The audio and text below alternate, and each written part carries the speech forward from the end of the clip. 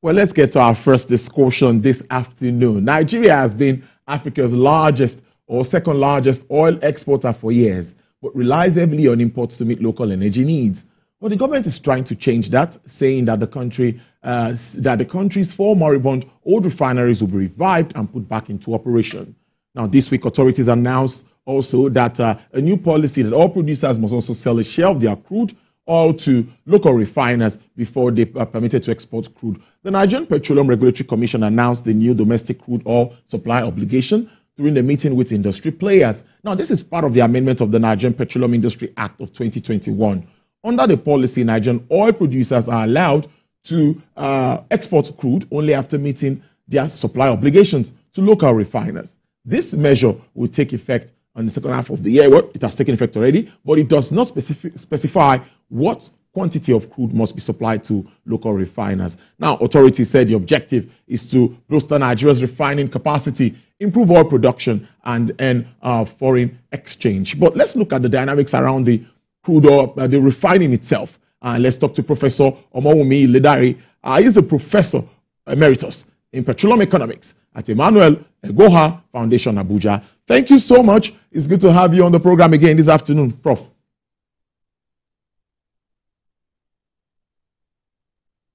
Prof, I can't hear you.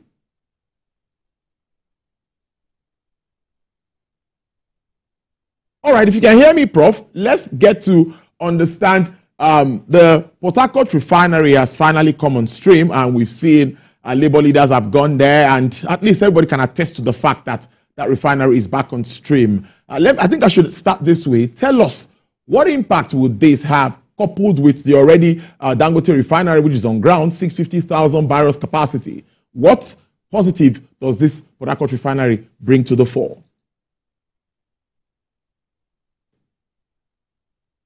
I think you need to unmute yourself.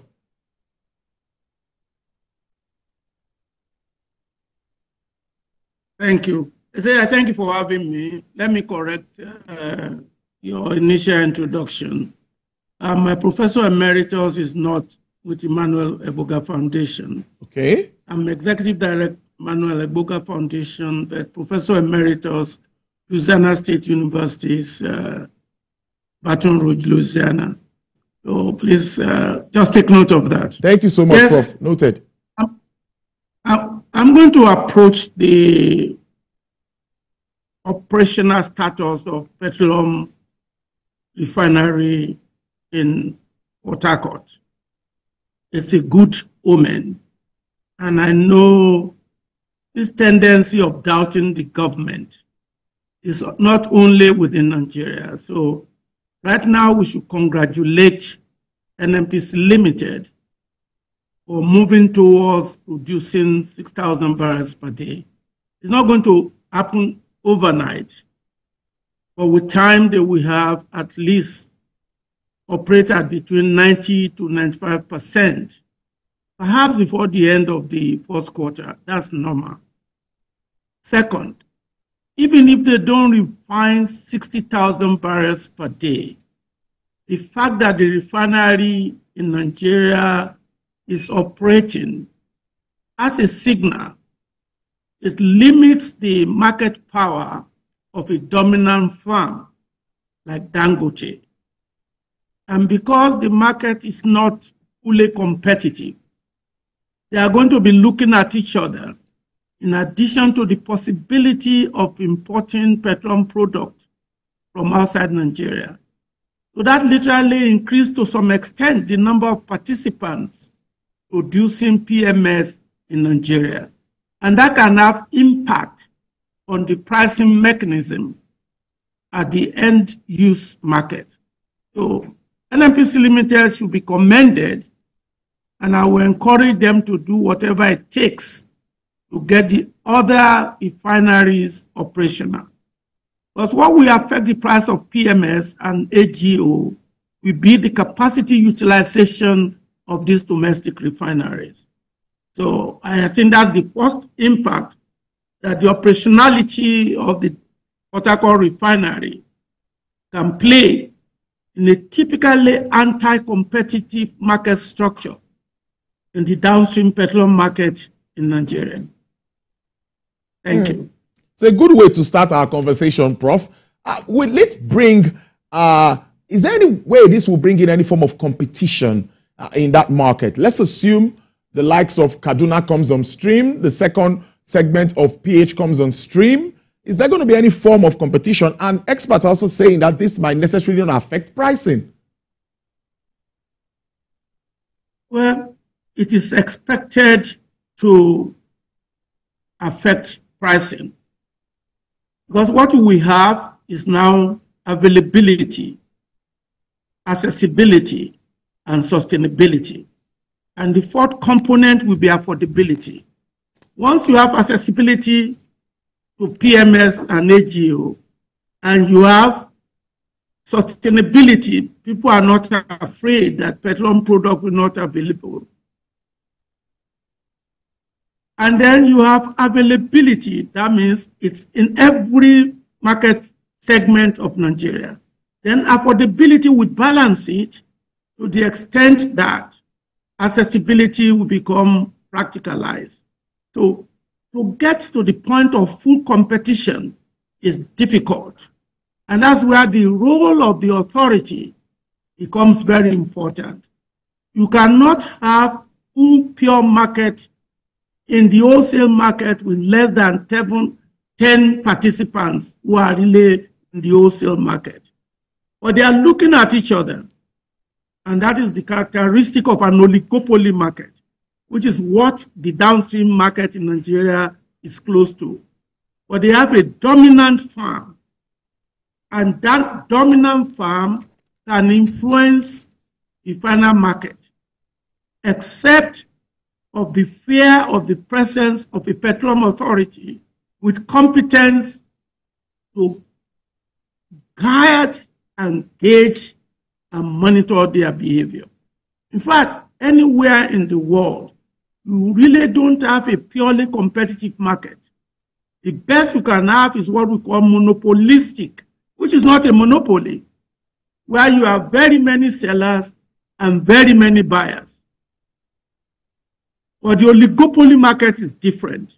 You have few large market participants that can affect the market. And that's what you have in the downstream in Nigeria. And that's why I continue to say a competent petroleum authority is a requirement well stipulated in the Petroleum Industry Act. If they fail to do their work, then the price will not be affordable. They don't dictate the price, but they know exactly what the competitive price will look like. And any participant in the wholesale that violates that, they call him to book. And that fellow will quickly understand that there's a petroleum authority that can back and bite. I'm not sure we have one yet, but we may get one as time evolves. Now, Prof, let's take it a step further. Crude production is also very important here because by the time we have all these smaller refineries coming up, they will definitely need crude. And the government is saying they want to double output and all of that. What is also your reaction to improving crude production in Nigeria and the efforts of the NNPCL and government? Well, let's talk about what ought to be before we pragmatize. There's nothing wrong if your technology can do it to buy a crude that is not necessarily expensive, like the Burning Light, the Focado crude, or the brass crude. Having said that, because you will still need to earn foreign exchange. So if a domestic producer can get a cheap crude, which literally can determine what the price of product will be and the profitability, that's okay. And then you can sell your crude to earn more foreign exchange to build up your reserve. That's what ought to be. Pragmatically speaking, what determines the profitability of a refinery, whether local or export, is what they pay for the crude. And it's where government initially must do certain things to enhance the profitability of the local refinery. And it could begin with the government selling the crude at a discounted price. That is not subsidy, that is incentive. Because it is that crude cost that determines the margin of the refinery. But you see, the beauty of it is when you are able to sell a lot of product locally, the pressure on the foreign exchange market is reduced, which means imported goods and services to Nigeria will be cost effective and inflation will come down and the exchange rate will come down.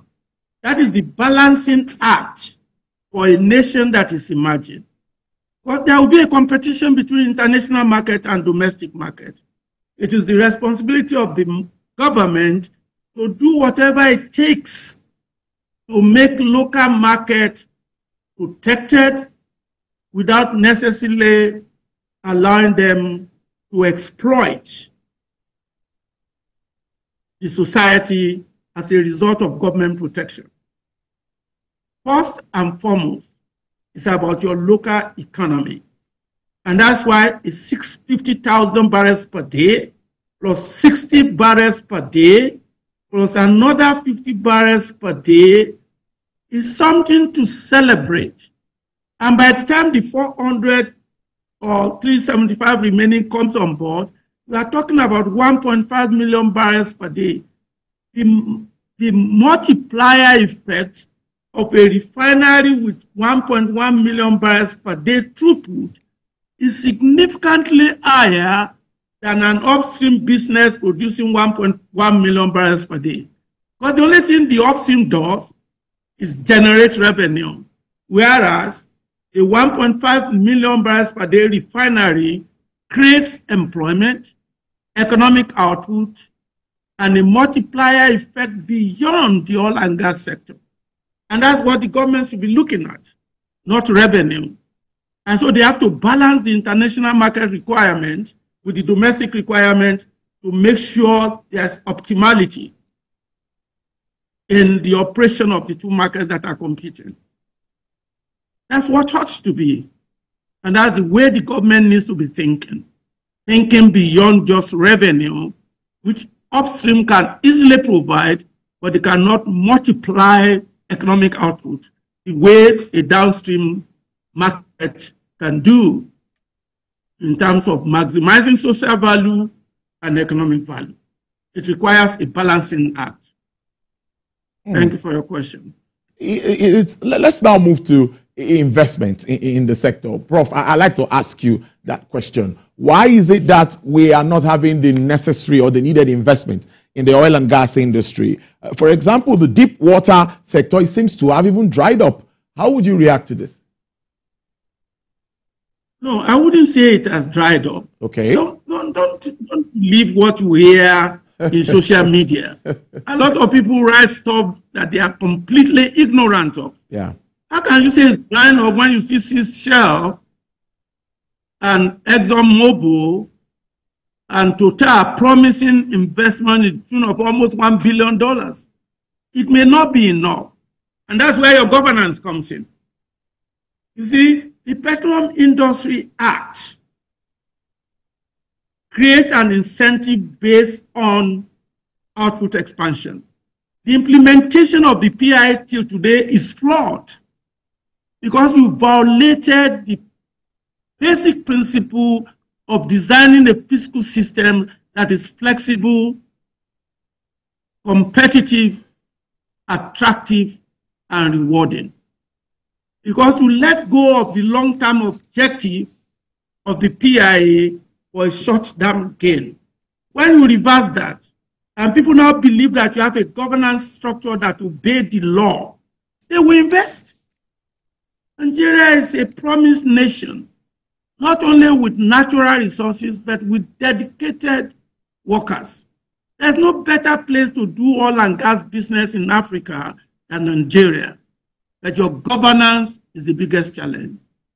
You don't even have a flag bearer, and I've told you before. Is it okay for me to say you don't have a substantive petroleum minister that has the backing of the law?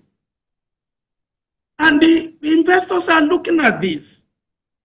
Who can the National Assembly in Nigeria call to know quite a lot on the sector?